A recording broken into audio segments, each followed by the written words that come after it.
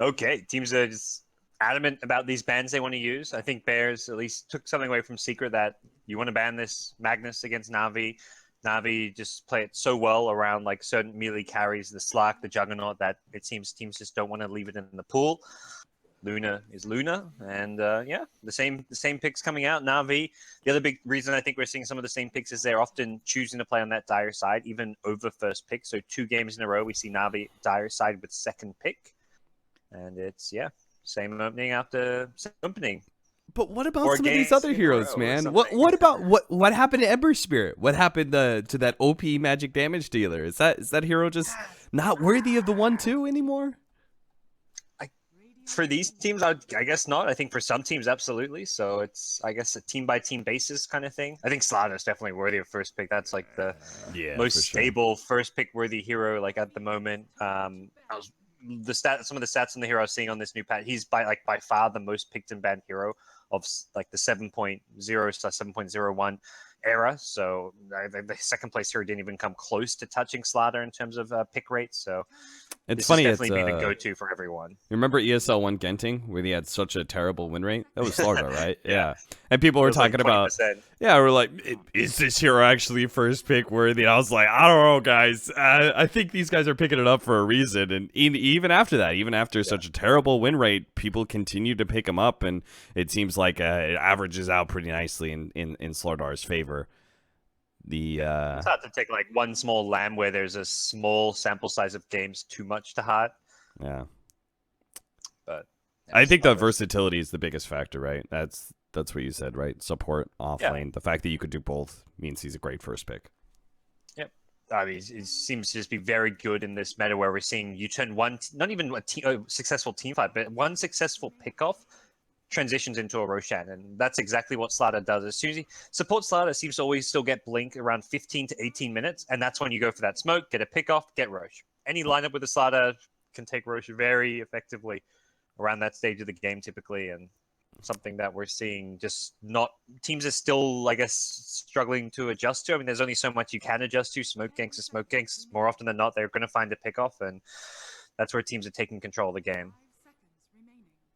Do Navi have a plan here? Are they going to pick SF for themselves? Are they going to risk Bears picking up third pick and try and counter it from there? I noticed that is a notable missing hero on the draft pool so far when Bears do have Slardar and Vengeful Spirit to back it up. Yeah, that was the ban from game one that is no longer banned, but I think based on how that game one went with the Timber Sword, it's definitely earned itself a second stage ban. And then they take away the Shadow Fiend, so it kind of acts as that two-pronged attack where it's a ban as well as a pick for Navi that can be very effective in Dendy's hands. So, and it would have been a problem here. I think Bears with Shadow Fiend, we saw Fira play it the other day, would have been fit perfectly with this Venge Slaughter opening.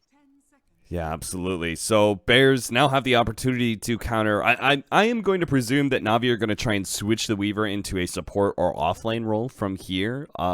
Just because having both your 1-2 in the draft already in the first 3 pickups does feel like you're going to get countered. But Bears go for the Lysander Starter combination, which I can't say is that huge against Weaver SF. Like it definitely has its big power spike, but against these heroes specifically, Lifestealer can still be beaten down if Weaver and SF still turn out to be core. So Bears must have another hero in mind that is going to be able to deal with this.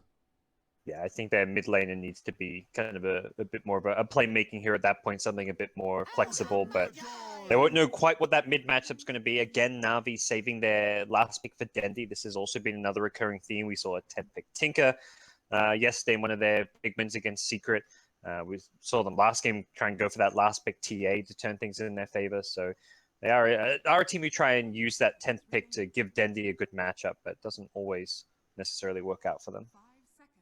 Well, I was going to say the Quap and the Puck are still, two of Fada's more favorite heroes, and I think they both match up relatively well against the SF. But this time around, we do have an Ogre Magi, which is going to make it a lot harder for whatever mid laner Bears choose to go for. And maybe that would be too similar of a lineup, right? We saw yesterday the way that NaVi, despite, 9 of the same heroes, they were able to change their draft actually rather significantly with one different pickup and some shifting in roles as well. And were able to change their whole entire lineup to beat Secret's exact same 5. And that could be a problem if Bears try and draft too similar to game 1. Yeah, I know. Be interesting to see what they go for as far as the offlane goes for 4F, since those tanky, annoying offlaners are kind of banned out. Some of the more like initiation-heavy ones are still in the pool. If you look at heroes like the Centaur, the Bat Rider, but those really pesky Timbersaw Underlord type ones are gone.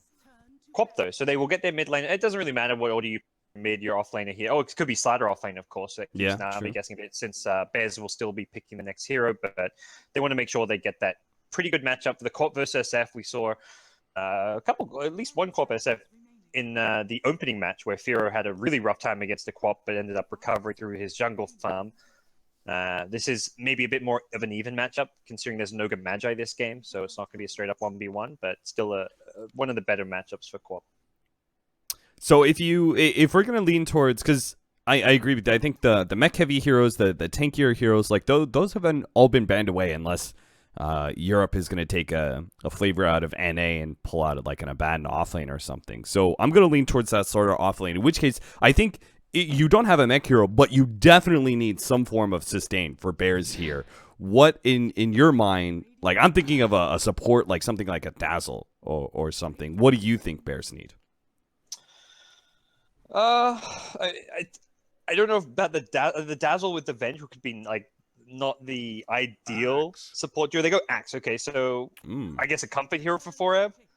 A pretty good catch against the Weaver. So I think this is like a secondary initiator to go with the Slider. Like you perhaps struggled to burst down the Weaver initially with your first Blinken. You've got a secondary hero to do so. Like they've got really good counter picks to the Weaver now. 2 Lincoln's piercing like initiators in the Axe and Slider. So I like this pick, and I think it's something that 4F and Bears are going to be very comfortable playing around.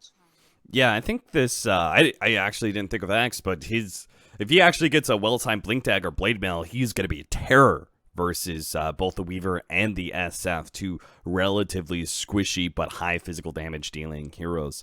So NaVi, what are they going to pick up for their offlane now? Are they going to get... Obviously, they're lacking an initiation, and that is not the route they go for. They change the Weaver into offlane, and now get an Ursa Warrior. Ursa, a clear counter to Lifestealer. Great against Axe as well for most of the game. So I like this pickup quite a bit. This is our opponents have picked too many Weaver counters. Let's put him in the offlane kind of strat we saw from NaVi in one of their games against Secret as well. So it's like, all right, let's pick a hero. They've countered our Weaver. Let's make sure we have a safe lane farmer that is going to function a bit better this game and also work well against the heroes that Bears have picked up. So I like the Ursa. The Ag Scepter this game against the Slider. This is probably one of the few heroes that actually completely straight up can deal with a Slider Lifestealer on his own. You get crushed, amped up, you just pop that Ags and Rage and you get out of there. So Ursa definitely one of the better heroes to have against Slider Lifestealer. What do you think about Navi's lack of initiation, though? They don't have a clear sustain hero, nor do they have a clear initiator. That's obviously going to be a problem, but Navi have worked around this before, right?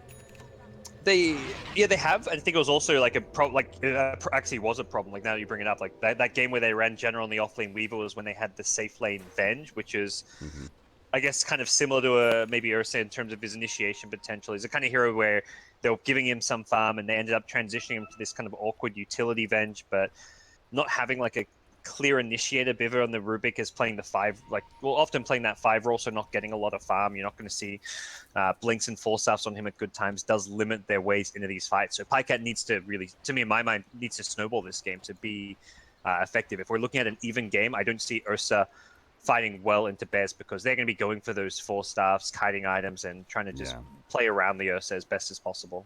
Yeah, I mean, just naturally, they have some pretty good kite, right? They've got I mean, they've got Axe to maybe be able to stop Ursa's initiation. They've got the Queen of Pain with the mobility, Slardar with the mobility, and a little bit of kiting as well, and even the Vengeful Spirit to be able to pull a hero out of that danger zone with the swap. So I feel like Pycat, you're right, really does need to snowball, and if Bears start getting some of those basic mid-game items, he's going to have tougher and tougher of time. But they do have 2 other cores behind him that can act as damage dealers, which means they probably have better late game, even if they are lacking the initiation.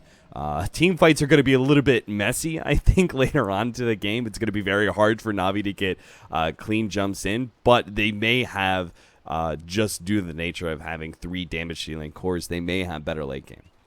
Yeah. Dendi's going to be playing more like the farm priority carry in this game, even more so in that late game, because he's the hero that isn't going to get kited badly. Like, you can have that Hurricane Pike, you can have the BKB, and not have to worry quite as much, but we'll see if we even get to that point. If Navi can have a strong enough early game, perhaps they don't have to worry about the Ursa getting kited all too much. But for now, Shadow Fiend is getting bullied a bit by Yapzor, despite the Ogre's presence. This is proving to not be the most straightforward of lanes for Navi. What a weird world that Dota is right now. 2 supports, both go mid, and they both completely ignore each other and run at the opposing mid hero and do their damage in the first couple of minute and a half or so, and then they're probably going to, I presume they're going to split up around 2.5 minutes, but we'll see. Yapzor is continuing to put the pressure on Dendi, forcing him to use some of his regen. I mean, Dendi really struggled to get last hits that first couple of waves until Iron Man and him started timing some of those last hits together. It does get a little bit better at this point now with Yapzor just leaving the lane for even a split second. Look, got Dendi a couple of last hits. So he needs those early souls. If he can't get those early souls, Iron Man can't leave until he's got at least like maybe 10 or so souls to play around against the Queen of Pain.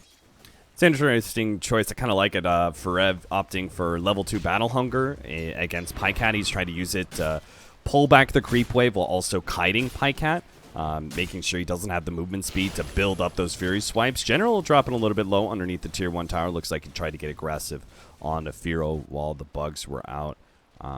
But I just wanted to talk about Forev and his choice to actually fully try and make this lane work against an Ursa Rubik, a good disabling hero combined with the presence of Fury swipes. I feel like this is going to be either a great choice or one that turns into a lot of feeding.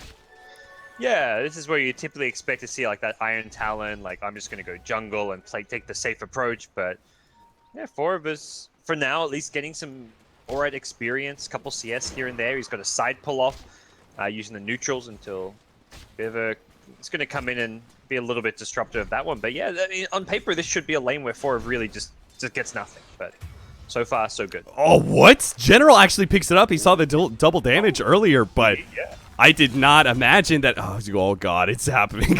God. I hate that. Like you're like, I missed the bottom lane. Let's quickly switch my camera there and try and be like Detective Cap, try and figure out what happened. And then as you're trying to piece things together, what happened, you missed something elsewhere. I did the exact same thing, just it wasn't shown. There's going to be so many T-Tours. Okay.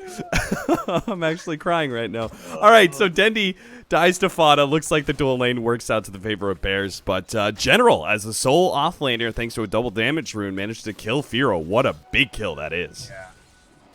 He was already fairly low, and that DD catching by surprise. They try and turn around in bottom, but he gets away from that early aggression. And this offlane Weaver, already proving very effective, goes for the bottle build. Something speculated to be like one of the really popular items to get because of all the extra runes and the ability to constantly refill your bottle, but hasn't quite been as prominent, perhaps, as some people theory crafted. Yeah, I think part of it is that offlaners actually spend a decent amount of time in lane, or at least most of them, and that boundary rune is just so far behind, you almost don't want to leave for it. So it kind of turns out, I think you just need high mobility here. As General, almost with the Shikuchi, is able to catch up to Fada before he blinks and get the extra damage needed to finish him off after the raise, but not quite enough. He's here for runes, apparently. General's going to gobble all of them up. He gets an Invis rune, and we'll see what he can do with this at level 4.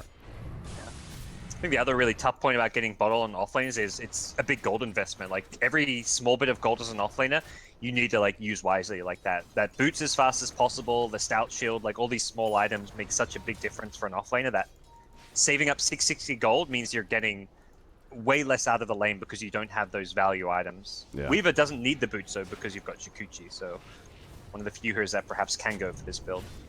What an odd situation this is, where General comes to the mid lane, and it's not even like that Shukuchi in is going to be all that effective, right? Even if he throws out Swarm, Fodder's just going to blink back. He is seeming to be willing to play a little bit of a harassment role just to secure Dendi that much more farm, despite, you know, his lane was going fine. You know, I was completely surprised when I saw him up at the top rune. I was like, wasn't your lane going great? Weren't you just going to continue to be in lane and get farm and do good things? But General putting Dendi's farm still at a higher priority than his own, despite a great start. Yeah, the initial move where they where Fatih gets really low makes sense. Ooh, top lane for Ev. Oh, he's going to get dove here. Too many Fury swipe stacks will end up going down. So Forev finally goes down. We kind of expected it was going to happen eventually against that lane. Yes. And he's, how much? He's 4.5, boots, poor man shield. I don't know, I don't feel like he's getting enough farm and XP out of this lane to fully justify it. Ursa's still free farming. Dendi's dead. So yeah, so it gets him with the rotation from behind through the trees, nicely set up. And Forev may go down again here as RMN, his presence in lane may be noted, or lack of presence in mid. Yeah, they're actually going to ping him out. They know RMN is trying to wrap on Forev, and they're going to run into him. Yeah, Pyke had a bit low on HP and even mana as well, so the TP in this may just be a unfortunate death for RMN. Trying to make some plays happen up top, but his teammates just weren't quite in good fighting shape.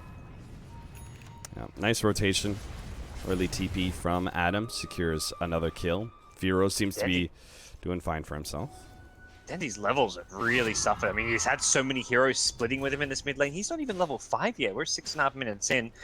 Quap, meanwhile, is surpassed the level 6 point, so Dendi, I imagine, may just fall back in this jungle, but with just level 2 raises, that's not exactly the easiest thing to do. We'll just triple raise a neutral camp to get that level 5.5, but this has been a slow start for the Shadow Fiend.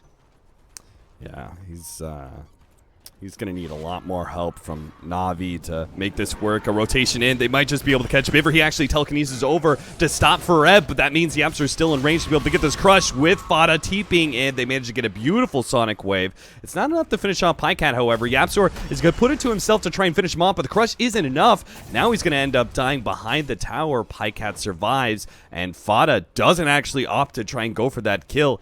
Didn't have the mana to back it up. It looks like a blink and nuke was not possible. Yeah, that starts off well, but giving the slider kill up makes it a bit better as far as NaVi are concerned, and they only lose the support Rubik there, so not really all too bad. And while this is going on, Weaver's still pressuring that bottom lane, making Life still have a bit of a rougher time, and they found another kill up top potentially. 4 getting going on here, but without the Ursa, not the easiest of kills. They still have the stun. They have another Fate Bolt. I've got the magic damage. Yep. So, Forev dies. I think his laning phase, you know, I have to say, I think he was, what he did in the first, like, 4 levels was really respectable as CX. I was watching him very intently because I was like, man, how's he going to make this work? And he was doing this magnificent pulling constantly of the creeps, drawing aggro time after time, using the battle hunger, but now it has turned into a bit of a feed fest as these multiple rotations have started coming in, and Forev is going to be gone on once again. Fury swipes beginning to stack up. Pycat thinking he can make this work, but can't actually hit the slow. Decides against diving the tower. Failed attempt like that does set Pycat back. That's a couple of Earth Shocks. He's already used up 2/3 of his mana pool now and is half HP, so got to really make the aggression count as an Ursa. No easy shrine access, and Pycat will be somewhat hampered. So, I mean, plays like that, definitely, that's where I feel like, okay, that's a good result for Forev. And he's level 6. He's actually able to start contesting this lane a bit better now, and he's going very aggressive with the battle hunger once more.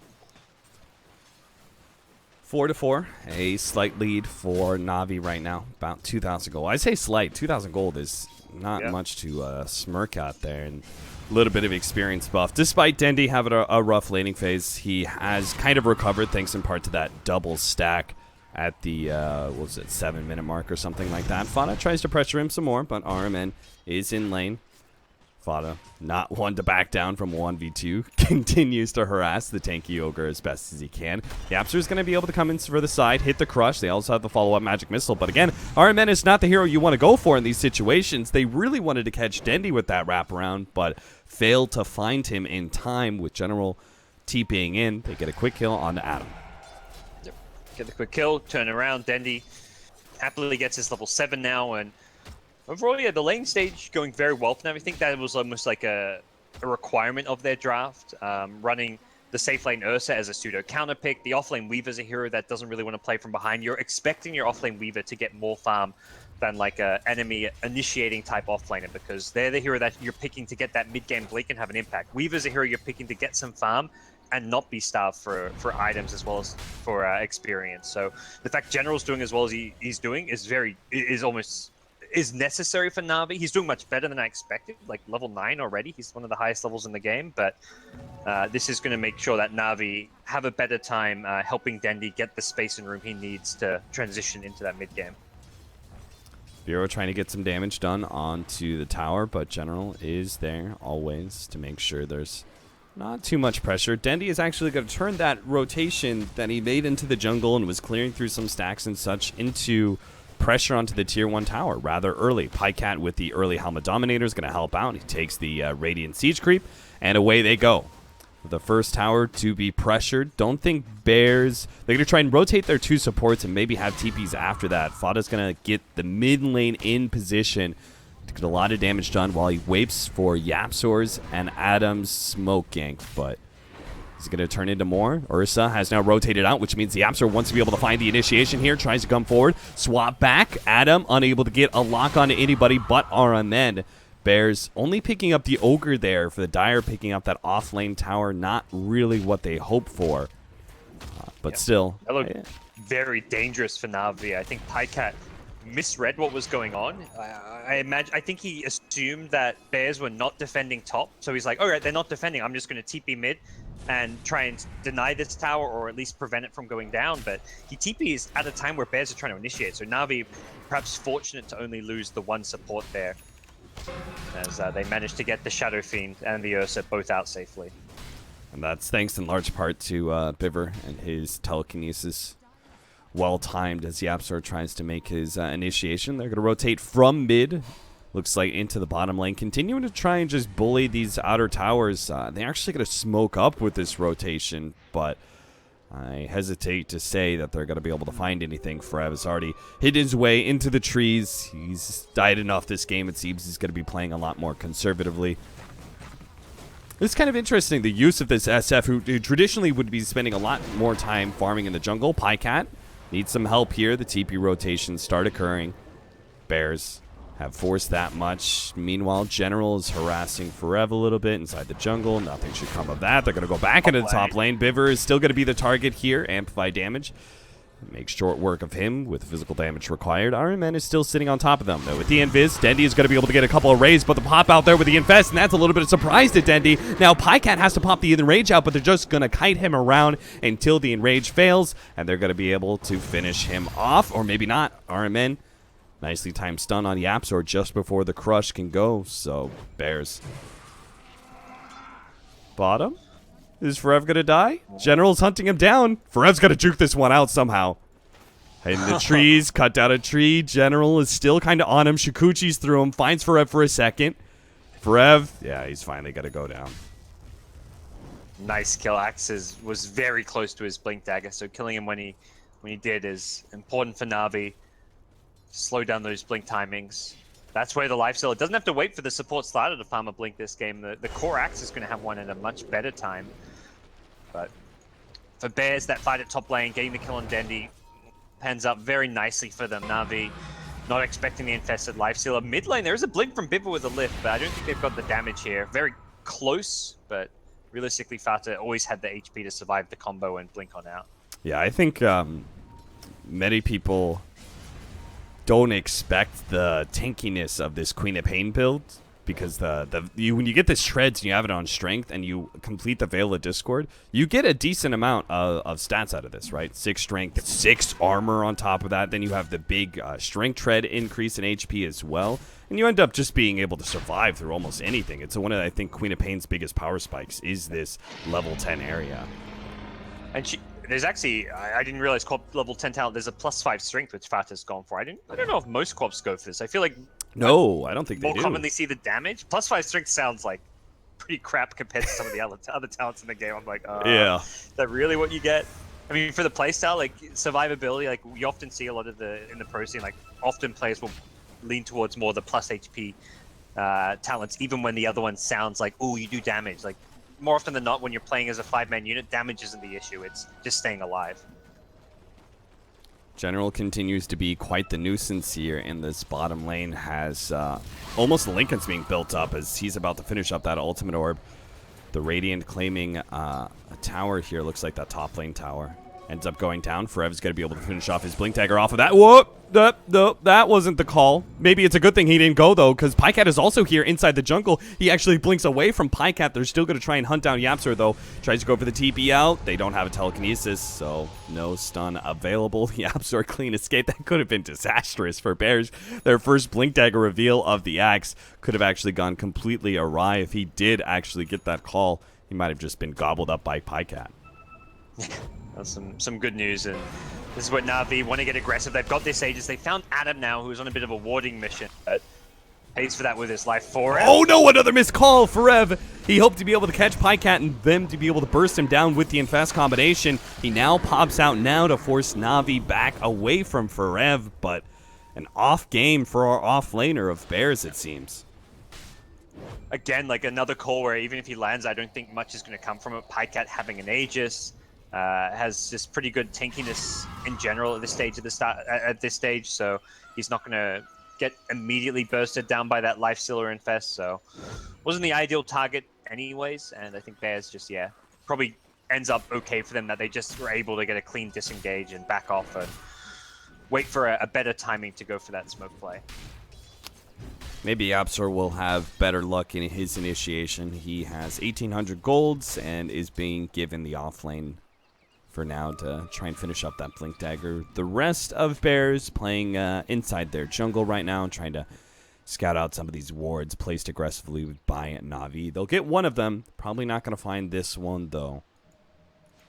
I'm actually going to go for Fada here. I think they were hoping Fada would blink to the left-hand side and maybe Pycat could catch him. Blinking forward, hitting that slow, but no such luck. Fada just blinks into the trees, TP's out. Yep.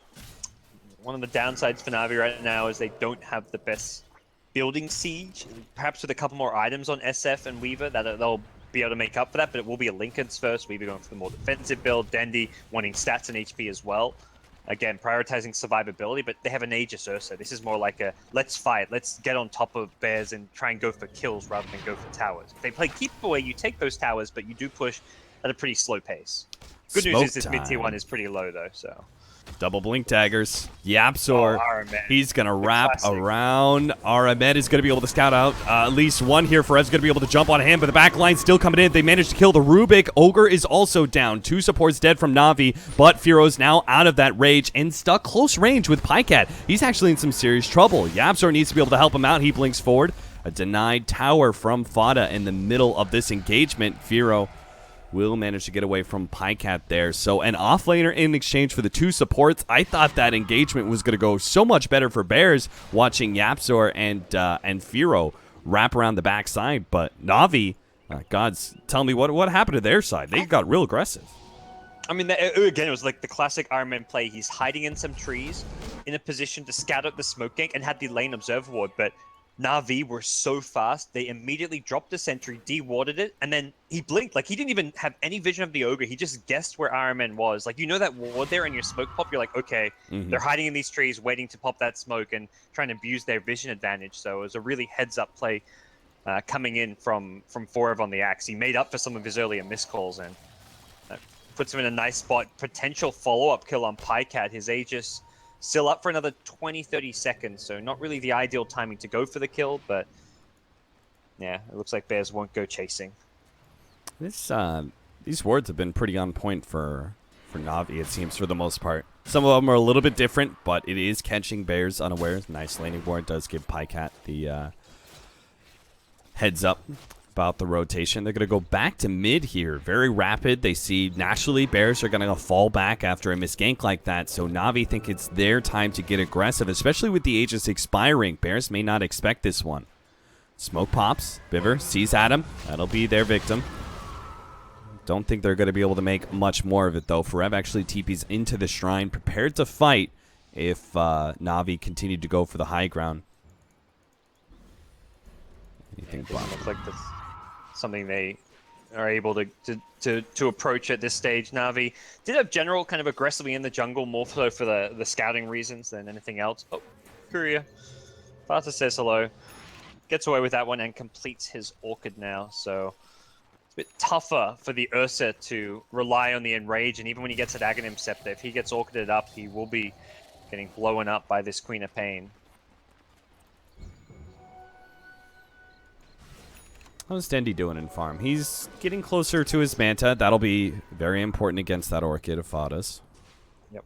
I feel like you want your Shadow Fiend to be like out farming the other two cores of your team. Like I feel like this is where NaVi would be like they'd rather see like a 10k net worth Shadow Fiend and maybe a bit less farm on the Weaver or the Ursa. But it does seem like Dendy's still in that kind of catch-up phase.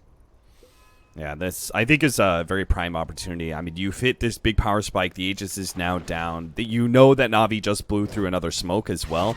I think Bears really need to get aggressive here, and it looks like they're to start this off with Vada pushing in the bottom lane and the rest of Bears kind of baiting them out. They may just run into NaVi here. Biver's going to TP out at the perfect time. Oh, or cancels it. They think twice about this. The Dire Scan is successful, and now they're thinking about going for this one. Bears and NaVi, they're so close together here. Vrev, he's passed by two of these NaVi heroes just by inches inside this jungle. It looks like nothing is going to come of it, though. Bears. I love Dota 2 Fog of War. That's like that's probably one of my favorite things about Dota is just the way Fog of War works. All right, Fada pops out again. Possibly Fata in trouble. I was about to say, I think Biver really wants to go on Fada here, and the team has finally left him. They are going to try and make a go here. He does have a blink coming up in a second. Will manage to get away. Don't think Biver by himself can actually fight this one out, but oh, a missed Sonic Wave. Fatebolt goes down. Biver can't actually steal anything, though, to finish off the Queen of Pain. That wasn't the greatest thing. Meanwhile, we did miss another engagement. Firo managed to kill RMN, but Pycat got Yapzor in return. Where was that at? That was the top lane. No clue what happened, other than like, okay, Slatter's probably a Slatter lifestealer bomb onto the Ogre, and then there was a return kill from Pycat, who it looks like TP'd out after getting the kill. I imagine he had to TP away from the lifestealer Slatter post kill. So we're going to have that Aghanim Scepter coming in quick. They are going... Oh, no, Forev. Missed that call. Now he's going to be pulled back. Firo is actually still going to pop out. Goes for Den. He thinks better of it, though, with that ultimate coming out. Firo is going to lose his rage soon. Yapzor, a beautiful save. A three-man crush, but there's still the jump forward here from Biver. Has a little bit of nuking power, and they finally do get him. Dendy finishes him off. They turn their attention back towards that tier 2, and Bears can do nothing but split push from now. That is a tough call to miss. You melt so fast as an axe there to the magic damage from the Razors and the rest of the NaVi lineup when you miss that call, and very good punish, and immediately upon getting it, NaVi are looking for that extra follow-up kill. Yeah, Yapzor is stealing away a double damage. Yeah.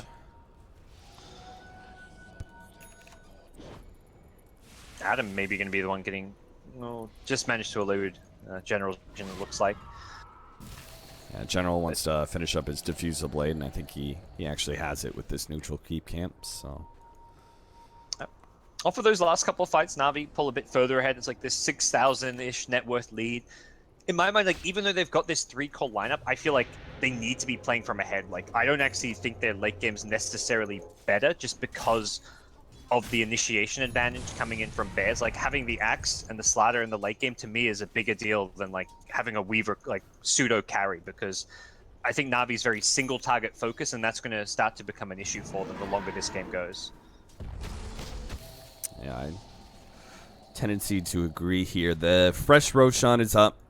both teams are probably going to be fighting around that as best as possible. NaVi are heavily pushing in bottom, see if they can force some rotations, and they do scout out that Roshan is up, so if they can actually force a couple of heroes down to the bottom lane, it may give them a better opportunity. Maybe not to do Roshan, but maybe even just set up, get some nice vision around the pit, because that's what they're missing right now. Bears, meanwhile, they have it in spades. They've got this ward actually in the Ancient camp. They've got also a mid ward around the Roshan area as well. They're all smoked up, ready to go. They're going to go for a full 5-man smoke entrance into the jungle.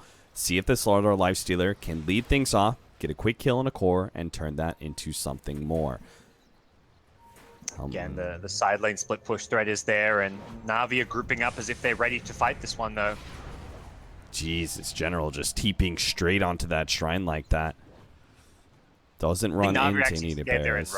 NaVi's like, are they in Roche? They only just recently sent that Kobold into there to scout, so there was a good period of time where they were playing a bit blind and worried about that Roche. They TP in and go for a smoke of their own. Now it's Navi's turn to smoke and push out, and YapzOr is in a position to actually kill some of the smoke. He can still get out too. They managed to get the ward down, but almost getting the fire blast. That would have been big if RMN and his quick reactions could have stopped that escape from YapzOr, but now Pycat is actually inside the pit, soloing it up. The amplified damage corrosive haze actually stolen by the Rubik. This gets really easy for NaVi. Holy crap. Some of those right clicks felt like they were doing like 10% of Roche's HP towards the end there. That is one of the faster Roches I've seen. It honestly feels like Roche is getting easier and easier to kill, despite... Didn't it get buffed in the latest patches? At least as far as like how hard kill it's meant to be? I don't know. And you know, Roche just seems squishier all the time. If it wasn't for all the TPs out and smokes and everything that happens in the the minute 0 area, first level 0, level 1 Roche, very easy. Swap back. All right, a little bit of Manta. We're good. Dendy's okay. He also had a Haste Rune in his pocket, so no problems there. But yeah, we were doing the other way the other day. Level 1 Roche is pretty easy too. I feel like Roche needs some big boy buffs, man. He needs a lot more. Yeah, because at some point it was like, oh, let's give him some more armor so you don't just kill him with all these minus armor strats so easily, but teams just started picking more minus armor, and now they've made it so that spells damage suddenly has become more effective against Roche. So we're seeing even these magic damage heroes help against Roche. But even so, as it stands, NaVi with Aegis can force the high ground push at top, something they're very likely to do just to make sure that Bears come back to defend. And Pycat's already blinking up there to get vision, sees no one, and that means they can get some free hits before Bears even get back. Yeah, I think they saw that tier 1 tower still hadn't dropped yet, and they were ready to go for the high ground. General is going to be called up here. Crushed as well. Pop out. Maybe they can first him. Yeah, they got him. Fada, actually, with the ultimate, is able to finish him off. Now the ultimate goes down from Dendy. That's going to be scare back some of Bears, but they have the Shrine to work back. They're still full HP and a decent amount of mana as well. Looks like they still managed to get the Slardar at the very back lines. How the hell did he do that? Yeah, I saw him like try and chase him down with a right click, but how did he actually... It must have been Manta illusions or something. Yeah, that was crazy. I saw him get down like 20 HP and then just went back to the main fight because it looked like he was going to just live and get back to base. So I'm not sure what ended up chasing him down to kill him off. But yeah, all I can think of is Manta illusions since Dendy got credited the kill. All right, well, that is still a big win there for NaVi. Even if they did lose General, they got a tier 3 tower like that, and that'll mean a huge amount of progression in net worth for the other 2 cores. And there was also very early stages of the Aegis, so they've still got a good 2.5 minutes of time on this to go for another aggressive play. I think Pycat's probably going to feel pretty good about himself having the Aegis as well as the Ag Scepter, so he's not really prone to getting jumped on. It's the Weaver who didn't have the good defensive capabilities there, but that's one of those things where if they're going to fully commit everything, like including the Sonic Whip to kill off the Weaver, it really means that the SF and the Ursa are going to have full reign over the fight. Problem is for Ursa, he couldn't really lock onto anyone, so we'll see if Pycat, with this newly picked up Basher, can kind of make up for that problem. He's got that extra bit of lockdown now. General, oh, he gets spotted out there. Instantly, YapzOr and Farev both jump on him. General goes down again, and that is a significant loss because timing, yeah. NaVi only had 2 minutes to work with this Aegis. Now they're only going to have 1 minute if they wait for General, and that's kind of cutting it close. Yep, and Bears have full vision of them. This high ground ward, they are looking to set up either to take a fight or at least to make sure that NaVi unable just to push down this lane. From They've behind got the comes fresh Yapzor. AC too. Here comes the Shrine TPs. Yapzor is definitely going to find something here. A missed call from Forever, but it doesn't matter. They've already got the Rubik down. Vero has to deal with Pycat, though. He immediately starts running away. Open wounds, kiting Pycat back. Dendy lets go of the Requiem, trying to lessen some of that damage, but Bears can still fight it out as long as they can get the kite. Nice Sonic Wave. Finishes off RMN. Forever does manage to dance back ahead of Dendy. Another Shrine activated, and Bears go back in once again. They've kited NaVi well enough. They can finish off this engagement in style. Killing off Dendy, looking for Pycat, who's deep inside the trees. Doesn't actually have a TP, and if they made that read, it doesn't look like they did, but he had no way to be able to get out of this situation. He just had that Aegis filling up his inventory, so. NaVi are just slightly crumbling here, it feels like. Oh, you think? Firo may walk into the Ursa at this point. But I was about to say, Pycat sees him. Do you think he's actually trying to kill Firo? A real quick kill with this Aegis still? Yeah, he that'd sees be the other ballsy heroes play. defending base. Yeah, you may as well go, quickly go for it. And I guess without the TP, it means you can't just panic TP out if things start going bad for you. And the AC is some survivability, but all it's going to take is a potential a single bastion. You've got this kill. What do you bet the team's doing the calculations for him? All right, they TP'd at least one hero onto the Shrine. They're all, pretty far deep into the base. You've got all these Fury swipes. I think he's got the damage. He's got the one single overpower, but yeah, six quick right clicks with an enrage. Should be close. I think he definitely gets. If he hits the Earthshock, I think he's definitely dead. Yeah, that's actually going to be the big thing. Getting that Earthshock damage for that extra little bit to tick it over. Oh, he doesn't have rage on Lifestealer, so he has to hit it. Oh yeah, no rage means this is guaranteed kill. Really, almost won't quite get a second Earthshock off if he needs that extra time. Fata's got no mana to help out anyway, so Fata's out of the picture. But yeah, more importantly for NaVi is this last couple minutes has been disastrous for them. That first high ground when they got the tier 3 was fine, but everything that happened after that on their second go with the Aegis, the Weaver getting tracked at mid lane and getting picked off, and then everything that happened underneath the Observer Ward there. It was one of those scenarios where they got the Sentry Ward there, but it was like, as soon as they saw the Observer Ward, they probably knew oh crap, we're in trouble. They're about to jump on us, and that's exactly what happened with the Slaughter. First getting the Rubik, you take that lift and spell steal out of the picture. SF and Ursa just their Rec Room's being thrown, Dendy's right-clicking people here and there, but there's enough survivability across the Bez side of things with the AC, and just in general, most of these heroes are pretty tanky. Quap has Veil, Blade Mail, and a Soul Booster, so more than enough survivability for the Queen of Pain. There's no easy kills for Dendy in these fights. The easiest one is the Slaughter, but that Slaughter sprints away. He couldn't really stay on top of the Slaughter without a lift or an Ogre stun, but the two supports instantly melt.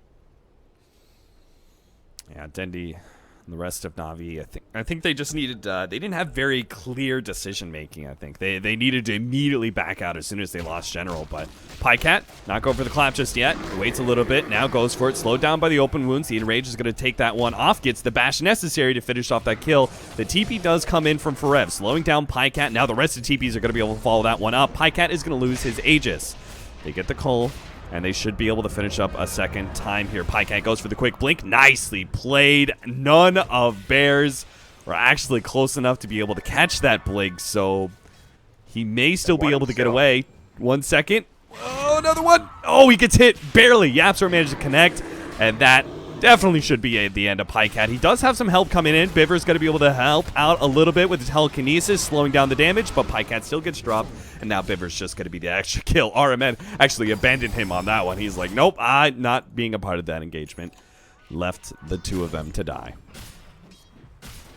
Yeah, it's kind of tough. You formulate some plan in your mind and you lose a lot of that flow and momentum when that big pause comes in, but it was always going to be a tough escape post-kill for Pycat, and couldn't quite get that kill quick enough, and as a result, NaVi lose another key hero at a key time of this game. They giving Bears a lot of room to get some of these luxury type items like the Solar Crest on the Slaughter, and the Octarine Core now complete on Fata, so once he gets to that level 25 stage, things look very rough for NaVi.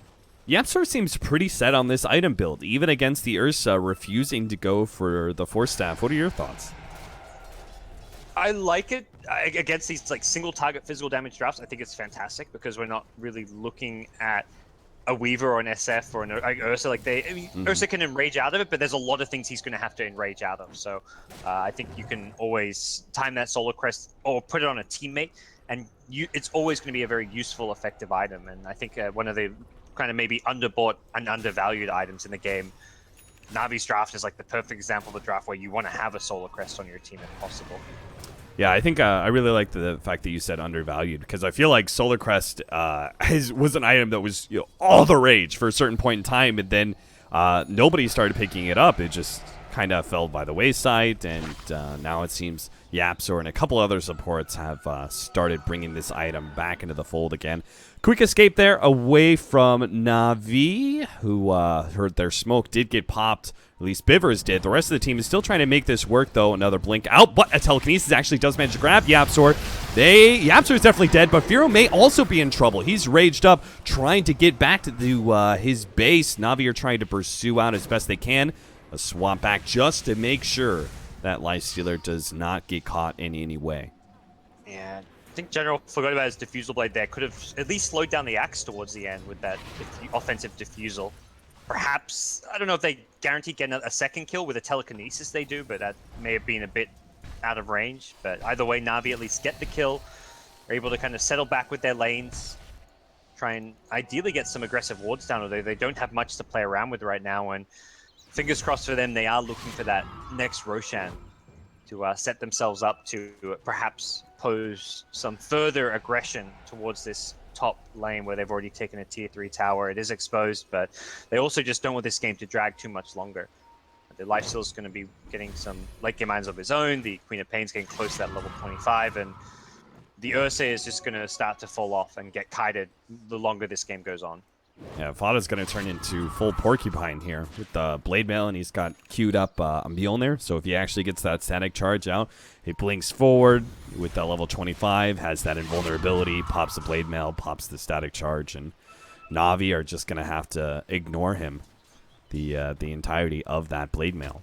So this is going to get pretty rough for NaVi here. They'll have some upgrades coming in, some pretty decent ones. They have the Manta coming in for General. Looks like AC is the next choice for Dendi, trying to tank up a little bit more against that Lifestealer Slardar combination. And we'll also have the guaranteed lockdown of the Abyssal Blade, but they do have to worry about Bears running them over at this point, because I think this is one of the bigger peaks that Bears is going to receive.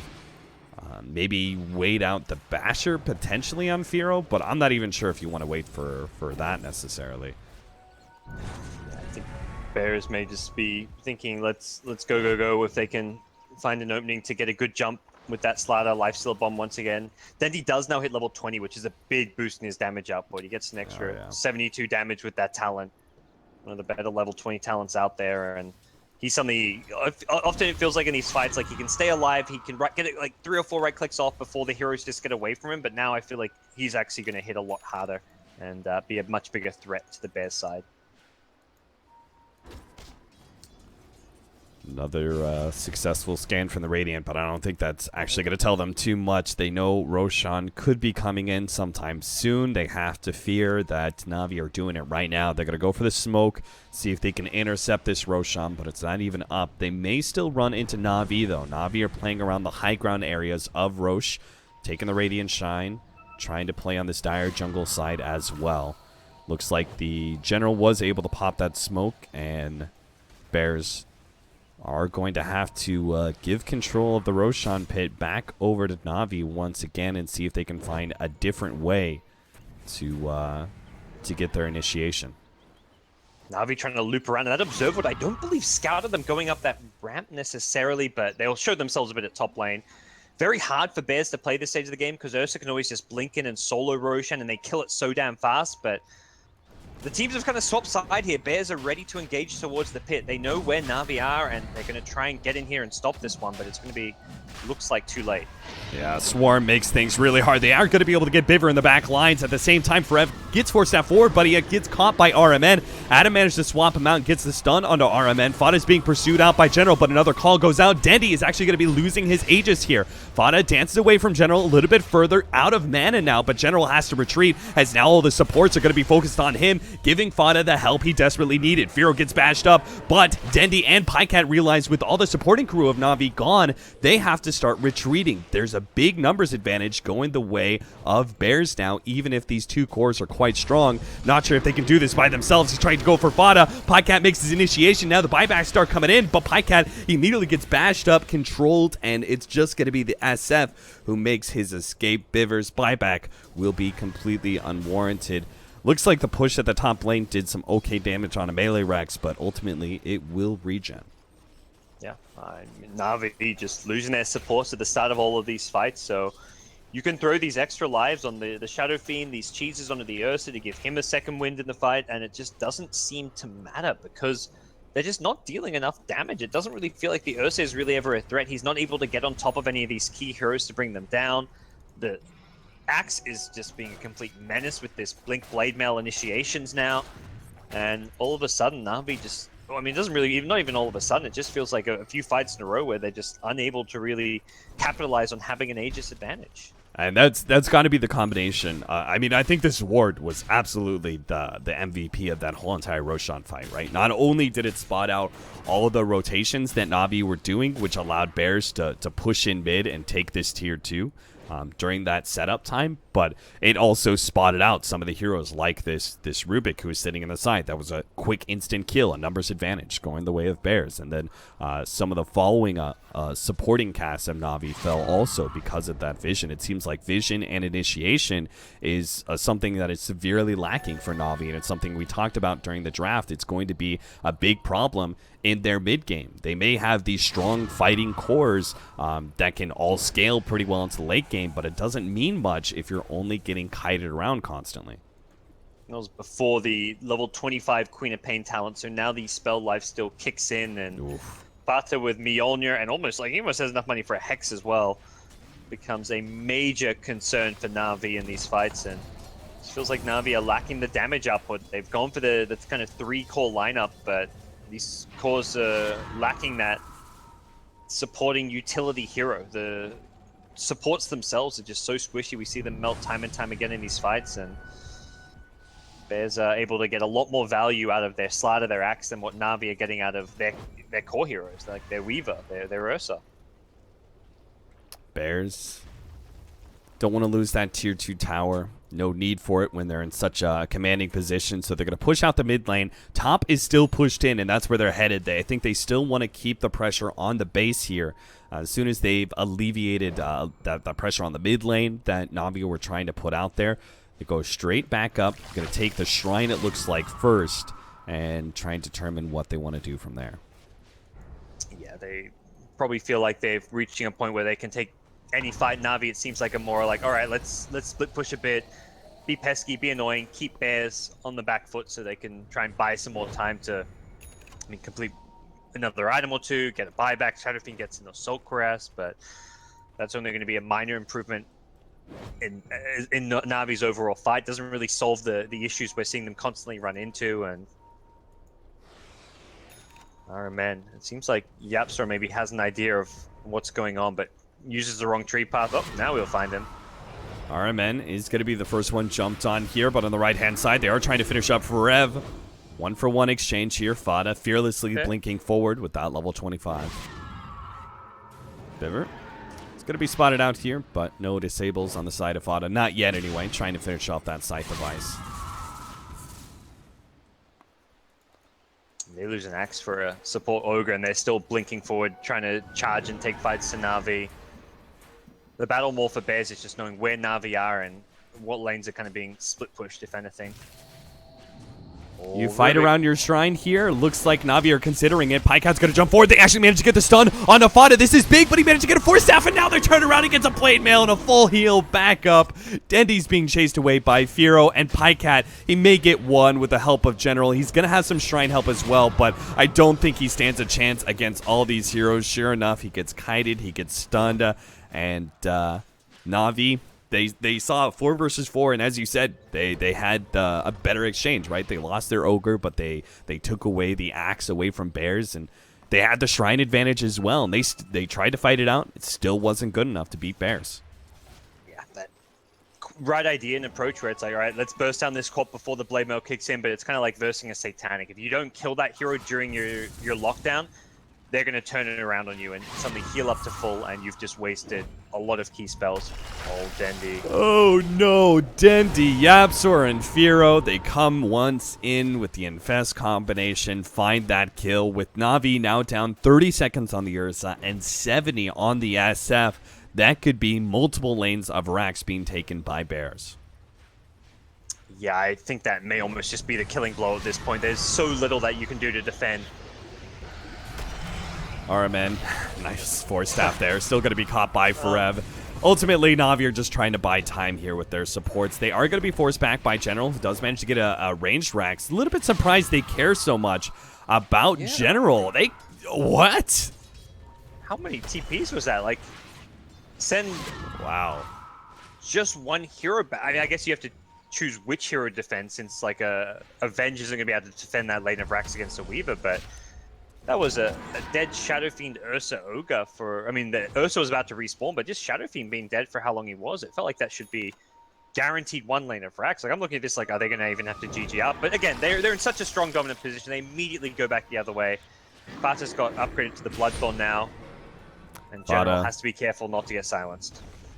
They're not going to be able to catch either one of these heroes. They don't have that extra disable. Oh, Shikuchi just before. He actually gets the catch. Forev finally gets the call needed.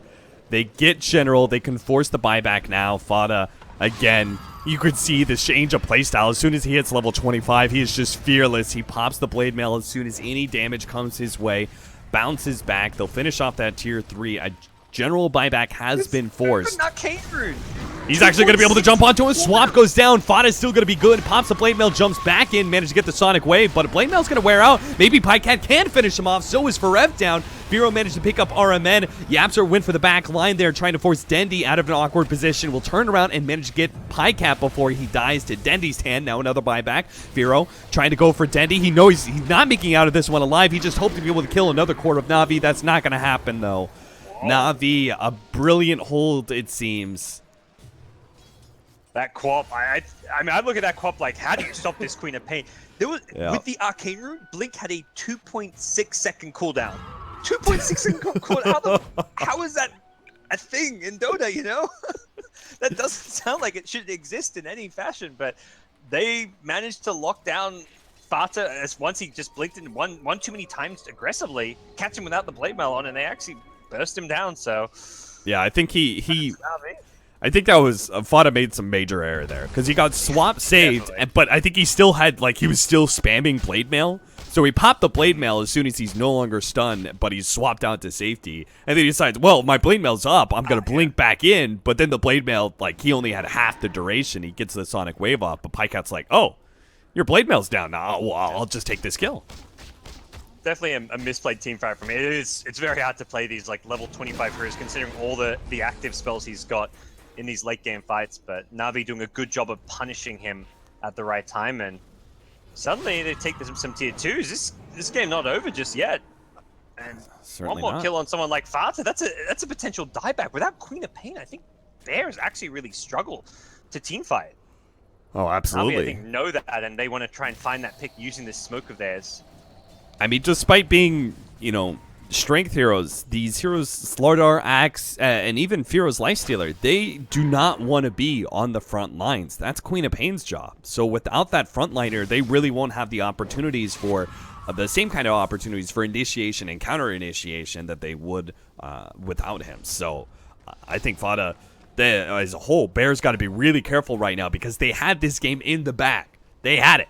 They had it locked on, and then a bad team fight, and NaVi pressuring real hard. I love that they're not playing scared at all. The jump forward here from Yapster. They're going to try and get General here with a call. The lockdown, the magic missile. They got him with the sonic wave. That's 2 dead with no buyback. And now NaVi, they try and turn. Dendy gets off the ultimate. Pycat pops his enraged, turns against Fada, but a swap out saves him once again. Dendy, he doesn't even output enough damage to kill Forev of all heroes. So in the end, the fairy tale ends. NaVi, they're not going to make the triumphant comeback in this game 2 to push to a game 3. They're going to lose multiple heroes without buyback. It's only Dendy who has his, and Bears are likely to close out the game now. Yeah. Suddenly it became a very volatile game all of a sudden. Not quite the ending I was expecting for this one, but really, I mean, testament to NaVi and their resolve as far as making Bears play it out, almost putting themselves in a position, well, they did put themselves in a position where they could win the game, but it was followed up. The recklessness of Bears was followed up by a bit more calculated play, and now we'll see them secure at least a melee racks, possibly some more. No Ursa, no Weaver, just a Shadow Fiend buyback to play around, and Dendy going to have to commit that one and then probably still not really be able to fight. He's also missing a lot of damage because of the lack of souls. So fighting is not really going to be all too easy for him. Tier 3 being chipped away. Another buyback. This one's going to come out of Forev to make sure they have full 5, while NaVi are lacking 2 of their members. Forev comes in. Yule Scepter, set up the kill onto RMN. Fada's going to go for the backlines, trying to target Dendy, who managed to disjoint that Shadow Strike and blink himself away. Biver makes his way to the fountain for a full heal. NaVi are going to have to fight against Mega Creeps, and they still need to stall this throne push for another 15 seconds for Pycat. It just doesn't seem like they have the damage necessary. Last tier 4s are going to fall. Forev's going to be able to catch Biver here. Yapsor in the backlines does manage to get Dendy once again. Dendy dropping lower and lower. The Sonic Wave finishes them off, and even as these other cores start coming up, now they're lacking some of their support. General is here. He immediately gets shut down. Yapsor, he ends up falling to Pycat's hand, but Pycat will be eliminated by the other 4 of Bears. That will be NaVi losing this game 2, and Bears winning the series. They won against Adfinum 2-0, and they've now won against NaVi 2-0 as well. So impressive performance, impressive debut of this new European team. They're now guaranteed a spot in the top 4 playoff bracket, which will start, I guess, in a couple of days' time once we know the other 3 teams to join them. But yeah, very, very strong stuff from Bears. They showed a good variety in their picks. I mean, we did see Slaughter Lifesteal 2 games in a row, but more looking at like Forev as well as Fata. We saw different heroes in different games from those 2 players. And even going back to their first best of 3, we saw different looks where they had the Firo Shadow Fiend at mid. So it's not just like a predictable, let's keep running the same thing kind of approach from Bears at this point. And to me, probably the biggest difference in what these teams is like kind of the 4 position plays. Yapsor has been so high impact. He was in 32 of their 38 kills. He had 31 assists this game. And not Aramin, I think, has played bad, but he's on these heroes where he's just not going to ever have as much impact. You're an Ogre Magi. Like, your impact after the laning stage is never going to be comparable to what Slaughter brings to the table as an initiator. Yeah, I think